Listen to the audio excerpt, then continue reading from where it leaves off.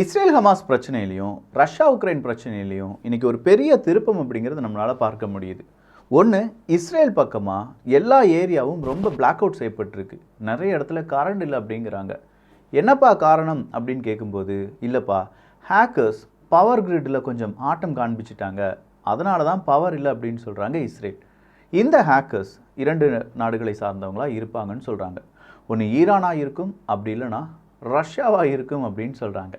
So ஹமாஸுக்கு ஆதரவாக, பாலஸ்தீன மக்களுக்கு ஆதரவாக, காசாவுக்கு ஆதரவாக யார் ஹேக் பண்ணியிருக்காங்க அப்படிங்கிறது இன்னும் தெரியலை. ஆனால் இஸ்ரேலில் அது ஒரு பதட்டமாகவே இருந்து வருகிறது.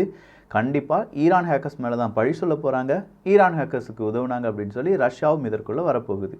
அப்படின்னா ரஷ்யா உக்ரைன் அதில் என்னெல்லாம் அப்டேட் நடந்திருக்கு இந்த ஒரு பதிவில் பார்த்துடலாமா?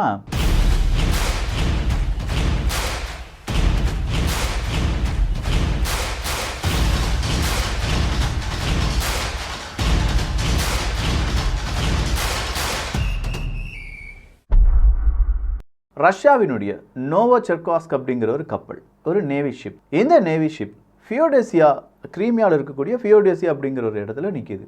திடீர்னு பார்த்தா ஒரு ஏவுகணை விழுது. அந்த ஏவுகணை எங்கேருந்து வந்ததுன்னு பார்த்தா உக்ரைனுடைய விமானப்படையால் ஏவப்பட்டது. அந்த கப்பலில் விழுந்து அந்த கப்பல் சுக்குநூறாக போயிடுச்சு அப்படின்னு சொல்லி உக்ரைன் அறிவிக்கிறாங்க. முங்கிருச்சுன்னு சொல்லியும் உக்ரைன் அறிவிக்கிறாங்க. ஆனால் ரஷ்யா சொல்கிறாங்க, இல்லை, கப்பலில் அந்த ஏவுகணை விழுந்தது சரிதான், டேமேஜ் ஆகிருக்கு, ஆனால் ஒட்டுமொத்தமாக மூழ்கலை அப்படின்னு சொல்கிறாங்க. இதுதான் இன்னைக்கு ஒரு பெரும் பேசு பொருளாக இருக்குது. இந்த ஃபியோடேசியா அப்படிங்கிற பகுதியில் இப்படி ஒரு ஏவுகணை வந்ததை ஏன் ரஷ்யாவினுடைய ஏர் டிஃபென்ஸ் தடுக்கலை? அந்தளவுக்கு ரஷ்யாவினுடைய ஏர் டிஃபென்ஸ் மொக்கையாக இருக்கா அப்படிங்கிற ஒரு கேள்வி இப்போ எல்லா மீடியாலையும் பேசிகிட்டு இருக்காங்க. நாளைக்கு அதை டீட்டெயிலாக ஸ்டடி பண்ணுவோம். ஸ்டடி பண்ணிவிட்டு எப்படி அந்த மிசைல்ஸ் உள்ளே வந்தது அப்படிங்கிறதையும் நம்ம கோட் பண்ணி பார்ப்போம். அடுத்ததாக வந்திருக்கக்கூடிய செய்தி என்ன அப்படின்னு கேட்டிங்கன்னா, உக்ரைன் தான். உக்ரைனில் இருக்கக்கூடிய அந்த இன்னொரு செய்தி, யூகே பெரிய அளவு உங்களுக்கு உதவி செய்கிறாங்க அப்படிங்கிறதுனால யூகேக்கு நாங்கள் நன்றி கடன் பட்டிருக்கிறோம் அப்படிங்கிற வார்த்தையை சொல்லியிருக்காங்க. அதுலேயும் குறிப்பாக உக்ரைனுடைய ஆர்மி சீஃப் ஜெனரல் வலேரி அவங்க யூகேக்கு நாங்கள் ரொம்ப பெரிய அளவில் நன்றியை தெரிவித்துக் கொள்கிறோம் அப்படின்னு சொல்லியிருக்காங்க. ஆனால் இதே வலேரி அவர்கள் இன்னொரு வார்த்தையும் சொல்லியிருக்காங்க, இப்போதைய இராணுவம், அந்த இராணுவத்துக்கான துரித நடவடிக்கை, அதில் நான் அவ்வளோ சாட்டிஸ்ஃபைடாக இல்லை அப்படின்னு சொல்லியிருக்காங்க. இந்த வார்த்தை ஏன் வந்தது அப்படின்னு பார்த்தா, இராணுவத்தில் நிறைய ஊழல் அப்படிங்கிறது இப்போ தலைவிரிச்சு ஆடிட்டுருக்கு. அப்போ இந்த ஊழல் கூடவே அங்கே இருக்கக்கூடிய பெரிய அளவு ட்ரூப்ஸ் எல்லாருமே அடி வாங்கிட்டு இருக்காங்க. அவங்களுடைய கவுண்டர் ஒஃபென்சிவ் எல்லாம் ஃபெயிலியர் ஆயிடுச்சு. ஆப்திகா பகுதி ஒட்டுமொத்தமாக இதனால் வரையிலும் அவங்க கவுண்டர் ஒஃபென்சிவில் செய்த பல விஷயங்கள் அப்படிங்கிறது தோல்வியில் போய் முடிஞ்சிருச்சு.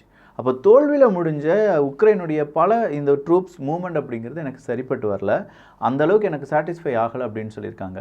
புதுசாக ஒரு 5 லட்சம் உக்ரைனுடைய இராணுவ வீரர்கள் புது தெம்புடன் உள்ளே நுழைவார்கள் அப்படின்னு சொல்லி பார்க்கும்போது 5 லட்சம் இராணுவ வீரர்களை எங்கேருந்து எடுப்பது? ஏன்னா நிறைய பேர் ஆல்ரெடி உக்ரைன் இராணுவத்தில் சேர்ந்துட்டாங்க. ஸோ பல நாடுகளுக்கும் இப்போது இராணுவத்தில் சேர அனுமதி வழங்குகிறது உக்ரைன். வாங்க எங்கள் நாட்டுக்கு போராடுங்க, ஆனால் நாங்கள் சேலரி கொடுக்குறோம், முதல்ல மாதிரி ஃபாரின் லீஜனாலாம் வேண்டாம், நாங்கள் சேலரி கொடுக்குற எங்களுடைய ஒரு இராணுவ வீரராக வாங்க அப்படின்னு சொல்லிட்டு அவங்களும் கொடுத்துட்ருக்காங்க. அடுத்ததாக டிஃபென்ஸ் மினிஸ்டர் ரஸ்டம் உமரோவ் அப்படிங்கிறவர், இந்த ரஸ்டம் உமரோவ் அவர்களும் யூகேக்கு அவங்க ஒரு டீப் கிராட்டிடியூட் அப்படிங்கிறது செஞ்சுருக்காங்க. ஏன்னா இப்போ அடுத்ததாக F-16 வரப்போகுது, அதுக்கான எல்லா வேலைகளையும் நடந்துகிட்ருக்கு. அந்த வேலைகளுக்கெல்லாம் மெயின் காரணம் யார் அப்படின்னு பார்த்தீங்கன்னா யூகே தான். ஸோ ரஸ்டம் அவர்கள் கூட யூகே இல்லைனா இந்த அளவுக்கு எங்களால் வந்திருக்க முடியாது, அமெரிக்கா எங்களுக்கு எந்த அளவுக்கு உதவி செய்கிறாங்களோ அதே ஈக்குவலாக எங்களுக்கு யூகேயும் உதவி செஞ்சுருக்காங்க அப்படின்னு சொல்கிறாங்க.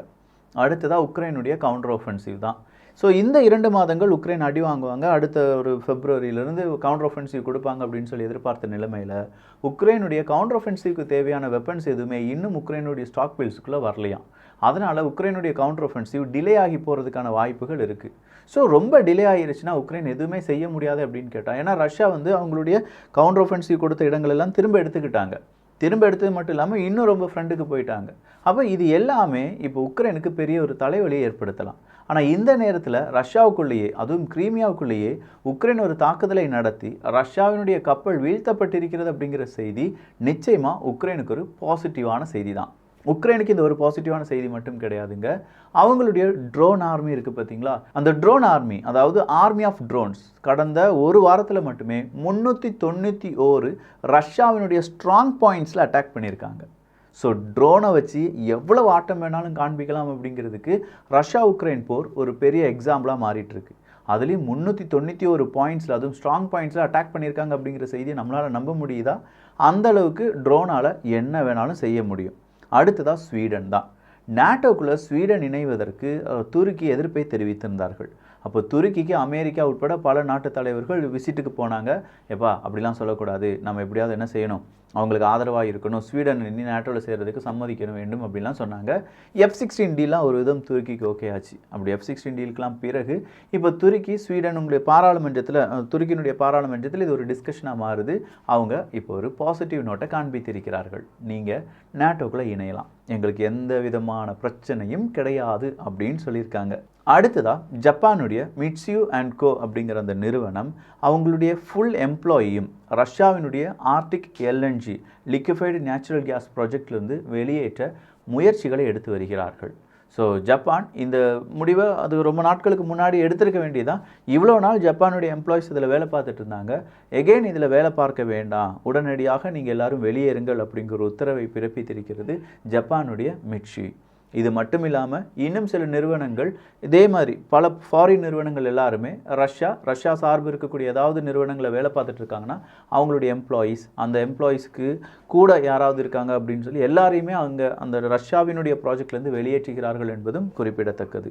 அடுத்ததாக வந்திருக்கக்கூடிய செய்தி என்ன அப்படின்னு பார்த்தீங்கன்னா, ஒரு ஆர்டிஃபிஷியல் இன்டெலிஜென்ஸை உள்ளடக்கிய செய்தி. சீசார் ஹாவிட்சர்ஸ் அப்படிங்கிறது நமக்கு தெரியும், ஃப்ரான்ஸினுடைய சீசார் ஹாவிட்சர்ஸ். இந்த சீசார் ஹாவிட்சர்ஸை இப்போ யார் கேட்டுட்ருக்காங்கன்னா உக்ரைன் கேட்டுட்ருக்காங்க. என்ன விக்கி சொல்கிற, சீசார் ஹாவிட்சர்ஸ் தான் ஆல்ரெடி இருக்கே அப்படின்னு பார்த்தா இல்லை. இந்த சீசார் ஹாவிட்சர்ஸில் ஃப்ரான்ஸ் ஆர்டிஃபிஷியல் இன்டெலிஜென்ஸை உட்புகுத்தி இருக்கிறார்கள். ஸோ ஆர்டிஃபிஷியல் இன்டெலிஜென்ஸ் இருக்கக்கூடிய இந்த சீசார் ஹாவிட்சர்ஸ் அப்படிங்கிறது எங்களுக்கு வேணும், அது இருந்தால் எங்களுக்கு இன்னும் கொஞ்சம் நல்லா இருக்கும் அப்படிங்கிற ஒரு கோரிக்கையை வச்சுருக்காங்க உக்ரைன். உக்ரைனுடைய கவுண்டர் ஆஃபென்சிவ்க்கு கண்டிப்பாக டேங்க் மற்றும் ஹாவிட்சர்ஸ் அப்படிங்கிறது ரொம்ப இம்பார்ட்டண்ட்டான விஷயம். அது ஆர்டிஃபிஷியல் இன்டெலிஜென்ஸ் உள்ளடக்கி இருக்கக்கூடிய ஒரு ஹாவிட்சர்ஸாக இருந்துச்சுன்னா கண்டிப்பாக அது உக்ரைனுக்கு பெரிய ஒரு ஆடட் அட்வான்டேஜ் தான். அதற்காக உக்ரைன் நிறைய டிஸ்கஷன் பண்ணுவாங்க. இந்த செய்தி உங்கள் மனசில் இருக்கட்டும். அடுத்ததாக ரஷ்யாவினுடைய ஏதோ ஒரு கீ செக்டாரில் ஒரு பெரிய அறிவிப்பு இல்லாட்டி பெரிய அளவில் உதவிகளை கேட்டிருக்கிறது இந்தியா அப்படிங்கிற ஒரு தகவல் வெளியாகி இருக்கிறது. India asked by sanction. India ரஷ்யாவிடம் அந்த கீ செக்டார்ஸ் அப்படின்னு சொல்கிறாங்கல்ல, ஆல்ரெடி அந்த கீ செக்டாரில் யாரெல்லாம் ரஷ்யா கூட பிஸ்னஸ் பண்ணுறாங்களோ அவங்களுக்கெல்லாம் பொருளாதார தடை விடும் அப்படின்னு சொல்லி அமெரிக்கா உட்பட பல நாடுகள் பொருளாதார தடை விதித்திருக்கும் போது இந்தியா அதை பகிரங்கமாக கேட்டிருக்காங்க அப்படின்னு சொல்லி ராய்ட்டர்ஸ் அவங்களுடைய செய்தி ஊடகத்தில் செய்தியாக வெளியிட்டிருக்கிறது. இது எந்த அளவுக்கு உண்மை அப்படிங்கிறது இனிமேல் இந்தியா ஒன்று மறுக்கணும், அப்படி இல்லைன்னா ஆமாப்பான்னு சொல்லணும். ஆனால் ரஷ்யாவுக்கு ஆதரவான நிலைப்பாடுடன் இந்தியாவினுடைய முடிவு இருக்காது. இந்தியாவுக்கு என்ன ஆதரவு, இந்தியாவுக்கு என்ன தேவையோ அதை பொறுத்தா இந்தியாவினுடைய முடிவு இருக்க போகுது.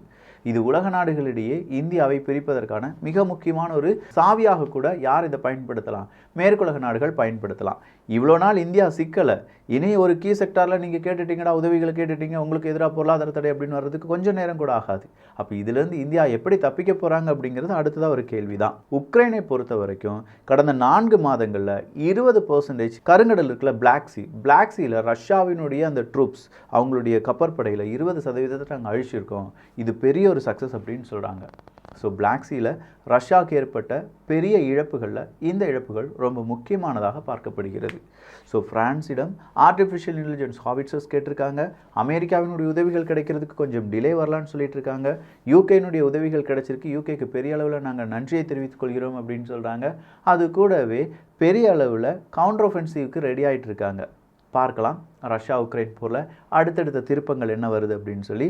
அதுலேயும் இஸ்ரேல் ஹமாஸ் அந்த பிரச்சனையில் கூட இப்போ ரஷ்யாவினுடைய பெயர் அடிப்படுது, கூடவே ஈரான் பெயரும் அடிப்படுது. அதற்கான அப்டேட்டும் வியூகத்தில் பார்த்துடலாம்.